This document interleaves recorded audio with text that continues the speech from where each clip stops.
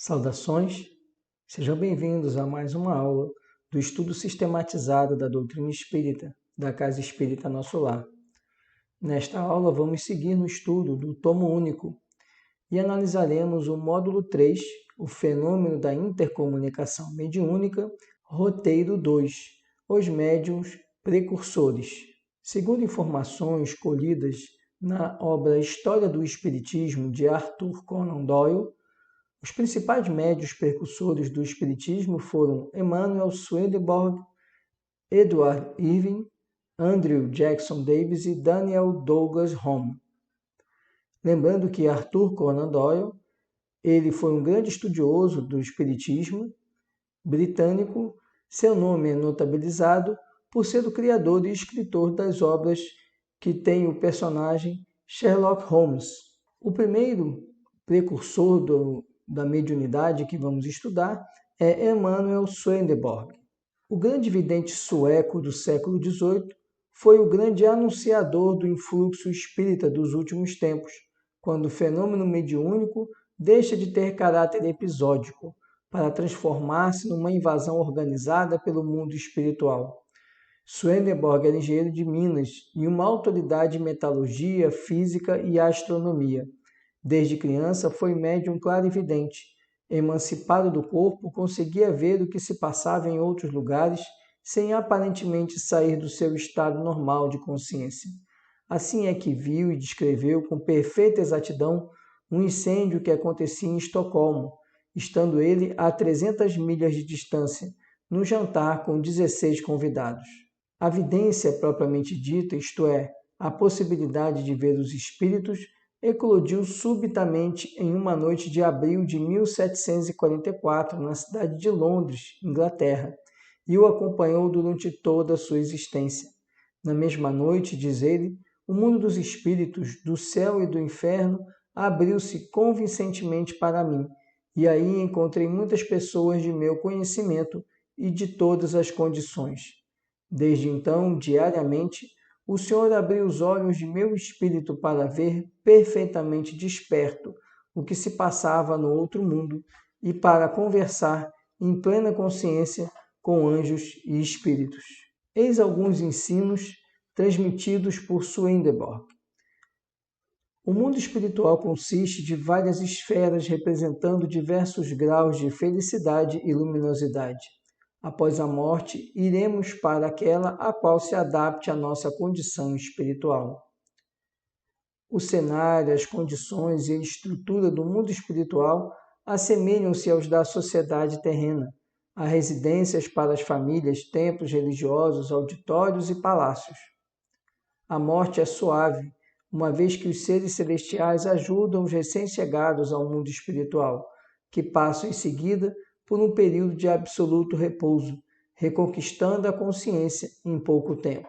Existem anjos e demônios, mas que não são de ordem diferente da nossa. São apenas almas humanas altamente evoluídas ou então retardatárias. O homem não muda com a morte. Leva consigo seus hábitos mentais adquiridos, os seus preconceitos, as suas preocupações. É julgado por uma lei espiritual que leva em consideração os resultados globais da sua vida. As crianças são recebidas no mundo espiritual sem nenhum tipo de discriminação pelo fato de serem ou não batizadas. Crescem no outro mundo sob a orientação de jovens que lhes servem de mães até a chegada das mães verdadeiras. Não há penas eternas.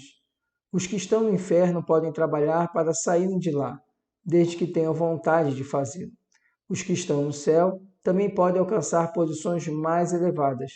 Há casamento sob a forma de união espiritual, onde um homem e uma mulher formam uma unidade completa. Em sua descrição do mundo espiritual, Swedenborg descia aos mínimos detalhes. Interessante notar que tudo isso que Emanuel Swedenborg relata aconteceu 100 anos antes da chegada da doutrina espírita. E mais, é interessante notar que as conclusões que Swedenborg apresenta a respeito do mundo espiritual, um século depois, vieram a ser confirmadas em boa parte pelo conteúdo do Livro dos Espíritos, denotando, portanto, que as informações recebidas por Swedenborg, elas possuíam veracidade. Uma curiosidade que precisamos destacar é que em uma revista espírita do ano de 1860, o espírito de Emanuel Swedenborg vem ter numa reunião mediúnica e relata que algumas mensagens que ele recebia e que ele deixou registrada, que traziam ali como comunicante Deus ou Jesus, ele veio a confirmar que na verdade se tratava de um espírito embusteiro, que não o fez por mal, e sim pela sua grande inferioridade. Mas Swedenborg informa que isso ele só teve consciência quando ele já estava no mundo espiritual.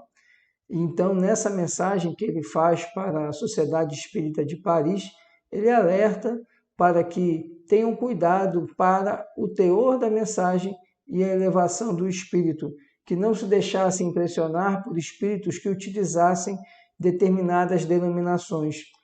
E Swedenborg diz que no trabalho dele mediúnico, a única falha que ele constata foi exatamente não ter questionado esse espírito comunicante sobre o seu grau de elevação espiritual e ter se deixado levar por esse espírito. Mas esse fato isolado não desqualifica o grande trabalho de Swedenborg no aspecto da sua mediunidade e na preparação da Europa e dos europeus para a chegada da doutrina espírita no século seguinte. Outro médium precursor é Edward Irving. Ele nasceu em 1792, era de origem humilde, pertencendo à classe dos trabalhadores braçais escoceses. Tornou-se pastor protestante com uma mediunidade de inspiração que atraía multidões para ouvir suas luminosas e eloquentes pregações evangélicas. Na igreja que dirigia, ocorreram em 1831 notáveis fenômenos de psicofonia e voz direta, trazendo ensinos que contrariavam a ortodoxia e, por isso mesmo, foram considerados obra do diabo. Tais manifestações evidenciavam a existência de uma verdadeira força psíquica, revelando de igual modo uma lei espiritual, mais tarde explicada pelos espíritos superiores, segundo a qual os espíritos são atraídos pela nossa maneira de ser. Se somos ainda presunçosos e orgulhosos, atraímos espíritos malévolos, sendo deles joguetes. Essa é a razão pela qual podemos explicar a forma contundente e mesmo descaridosa das citadas manifestações. Um ponto interessante que podemos destacar é que Edward Irving, ele sendo pastor, ele arregimentou uma série de fiéis através desses fenômenos mediúnicos que produzia em sua igreja. Em razão disso, ele acabou sendo excomungado porque os religiosos da época entenderam que eram manifestações demoníacas. E ele então passa a realizar essas reuniões em outro local, que não na igreja, e ainda teve alguns de seus fiéis que o seguiram e continuaram nesses fenômenos. Entretanto, alguns desses pretensos fiéis de Edward Irving, na verdade, eram teólogos bastante endurecidos e continuaram atacando e criticando os fenômenos mediúnicos, mesmo ali naquele grupo pequeno que seguia Edward Irving. Isso levou ao enfraquecimento, às dificuldades que Edward Irving veio enfrentar e acabou a desvanecer sua força, vindo ele depois a falecer ainda jovem. Vamos agora conhecer Andrew Jackson Davis. Cognominado o pai do espiritualismo moderno, o Allan Kardec americano, filho de pais humildes e incultos, nasceu em 1826, no distrito rural do estado de Nova York, nos Estados Unidos, às margens do rio Hudson, entre gente simples e ignorante. Era um menino pouco atilado, falta de atividade intelectual, corpo mirrado, sem nenhum traço que denunciasse a sua excepcional mediunidade futura.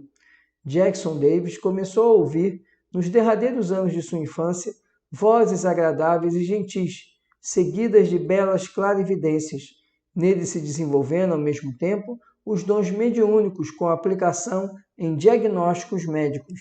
Em março de 1844, foi transportado da pequena localidade de Poughkeepsie, onde morava, às montanhas de Catskill, 40 milhas distantes. Nessas montanhas encontrou 2 anciãos, que lhe revelaram ser seus mentores, posteriormente identificados como os espíritos de Galeno e de Swedenborg. Foi este o primeiro contato que o rapazinho teve com os chamados mortos. Com o tempo, sua mediunidade ganhou novos rumos. Quando em transe falava várias línguas, inclusive o hebraico, todas dele desconhecidas, expondo admiráveis conhecimentos de geologia, discutindo com rara habilidade intrincadas questões de arqueologia, histórica e bíblica, de mitologia, bem como temas linguísticos e sociais, apesar de nada conhecer de gramática e sem quaisquer estudos literários ou científicos. Durante 2 anos, David ditou em transe inconsciente um livro sobre os segredos da natureza, dado ao público em 1847, sob o título Os Princípios da Natureza. A ele, Conan Doyle se referiu dizendo ser um dos livros mais profundos e originais de filosofia. Recebeu muitos outros livros, cerca de 30, em parte ditados com o título geral de Filosofia Harmônica, a ele transmitidos pela entidade espiritual Swedenborg. Davis não era místico nem um religioso no sentido vulgar, e nem aceitava a revelação bíblica na sua interpretação literal. Era honrado, sério, incorruptível, amante da verdade e sinceramente compenetrado de sua responsabilidade naqueles acontecimentos renovadores. Na sua pobreza material, jamais esqueceu a justiça e a caridade para com todos. Suas faculdades medianímicas chegaram a seu maior desenvolvimento depois dos 20 anos de idade, e ele pôde então observar mais claramente o processo desencarnatório de várias pessoas, narrando-o em todas as minúcias.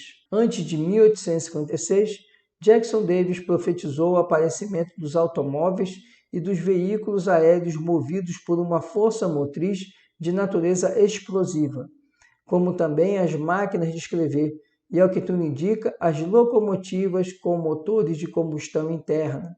Afora isso, ele também predisse, em 1847, a manifestação ostensiva dos espíritos com as criaturas humanas, frisando que não levaria muito tempo para que essa verdade se revelasse numa exuberante demonstração. Sua obra inicial de grande luminosidade foi uma preparação para o aparecimento do Espiritismo, e numa de suas notas, datada de 31 de março de 1848, lê-se este significativo trecho. Esta madrugada um sopro fresco passou pelo meu rosto, e ouvi uma voz suave e firme dizer-me: Irmão, foi dado início a um bom trabalho. Contempla a demonstração viva que surge. Pus-me a cismar no significado de tal mensagem. Muito longe estava ele de supor que, justamente na noite do citado dia, as irmãs Fox em Hydesville conversariam por meio de batidas com o espírito de um morto, inaugurando o grandioso movimento espiritista mundial. Por causa desse fato, Jackson Davis passou a ser citado por alguns escritores espíritas como o profeta da nova revelação, como fez Conan Doyle.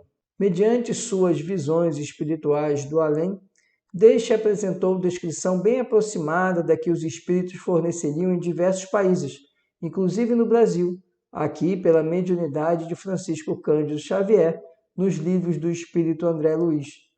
Davis viu por lá uma vida semelhante à da Terra, vida a que se poderia chamar semimaterial, com gostos e objetivos adaptados às nossas naturezas que a morte não modifica. Viu que nesse vasto além, o trabalho científico, o artístico, o literário e o humanitário não cessam. Viu as várias fases e graus do progresso espiritual, referindo-se às causas que o retardam a evolução humana.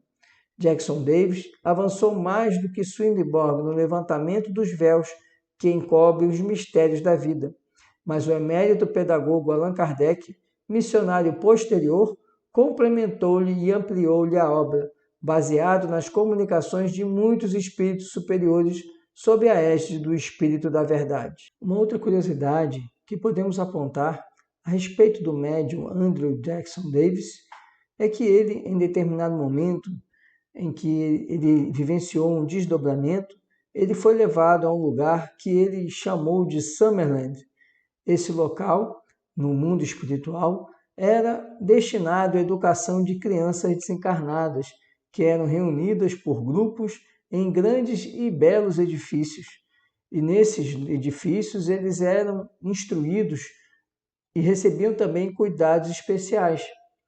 Davis ele ficou tão fascinado, tão maravilhado com o que havia encontrado com essa organização em Summerland, que ele procurou trazer essa mesma organização para o plano terrestre.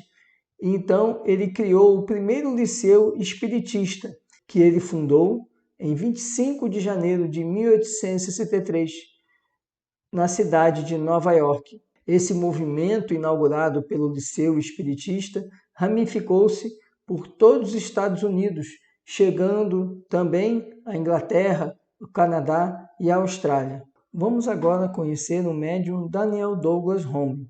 Ele nasceu em 1833 na aldeia de Courrier, próximo a Edimburgo, na Escócia. Era portador de mediunidade de efeitos físicos favorável à levitação e materialização de espíritos. É considerado um missionário dos tempos modernos. A seu respeito foi dito: quando Mr. Home passa, derrame em seu redor a maior de todas as bênçãos, a certeza da vida futura.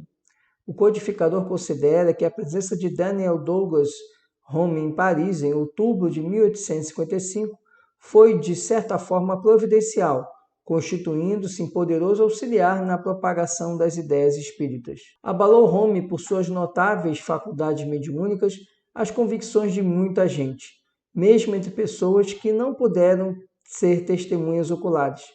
Kardec elogia o caráter de Home, a sua modéstia, seus sentimentos nobres e elevação de alma, e passa a relatar os fatos por ele próprio, Kardec, constatados, ou pelas testemunhas oculares mais dignas de fé. Home, médium sob cuja influência se produziram principalmente fenômenos físicos, sem excluir por isso as manifestações inteligentes, foi defendido por Allan Kardec contra os detratores e maledicentes. O mestre declara que alguns fenômenos foram observados na França por testemunhas sérias, muito esclarecidas e altamente colocadas. Entre esses fenômenos, relata a suspensão de Home no ar, fato comprovado não só em Paris e Florença, como principalmente em Bordeaux. Não apenas ele, Home, mas também a mesa se elevavam no espaço sem nenhum contato. Esse fenômeno não se produzia por ato da vontade do médium. Kardec escreve que o próprio Home lhe disse não se aperceber do que se passava, julgando estar sempre no chão, salvo quando olhava para baixo. Allan Kardec considerava a produção de aparições a manifestação mais extraordinária devida a Home, e relata vários casos de formação de mãos fluídicas, em tudo semelhantes a mãos vivas, sólidas e resistentes, que apareciam e repentinamente se evaporavam ao tentarem agarrá-las. A seguir, fala de pianos e harmônicas que tocavam sozinhos, com auxílio de mãos ora visíveis, ora invisíveis. Kardec, em várias ocasiões, defendeu Home de calúnias sobre ele levantadas por adversários das ideias espíritas. A certa altura, afirma na Revista Espírita: seguramente, se alguém fosse capaz de vencer a incredulidade por efeitos materiais, este seria o Sr. Home. Nenhum médium produziu um conjunto de fenômenos mais surpreendentes, nem em melhores condições de honestidade. E, entretanto, bom número daqueles que o viram em ação o tratam ainda na hora que passa como hábil prestidigitador. Para muitos, ele faz coisas bem curiosas, mais curiosas que Robert Houdin, famoso prestidigitador da época. E eis tudo. Para Allan Kardec, o médium Home está acima de qualquer suspeita de charlatanismo. O que faltou aos que viram e não se convenceram foi a chave que lhes permitisse compreender as manifestações produzidas pelo médium. Ainda para ele, a vinda de Home à França contribuiu para ali acelerar o desenvolvimento do espiritismo, quer pelo maravilhoso dos fenômenos, quer pela repercussão destes no mundo social que frequentou. Interessante notar que há registro histórico de um desses fenômenos de levitação em que o Daniel Douglas Home, ele, na cidade de Londres, ele chegou a se projetar ao lado de fora de uma mansão onde ele realizava o fenômeno, a mais de 24 metros de altura. E esse fenômeno foi registrado por várias pessoas que estavam nas cercanias dessa mansão. Além disso, sua mediunidade de efeitos físicos fazia com que móveis levitassem, dançassem, batessem ritmamente e ainda sinos e campainhas tocassem sobre esses locais, sobre esses móveis, através de mãos que se materializavam e desapareciam. Cabe ainda incluir nesse rol de médiuns precursores as irmãs Fox, que nós não vamos abordar por ser um assunto que já foi estudado lá no tomo 1. Mas é importante destacar que as irmãs Fox também são incluídas nesse rol de médiuns precursores. Este era o conteúdo que tínhamos para estudar neste módulo. Agradeço a atenção de todos e nos encontramos em nossa próxima aula. Muita paz e muita luz.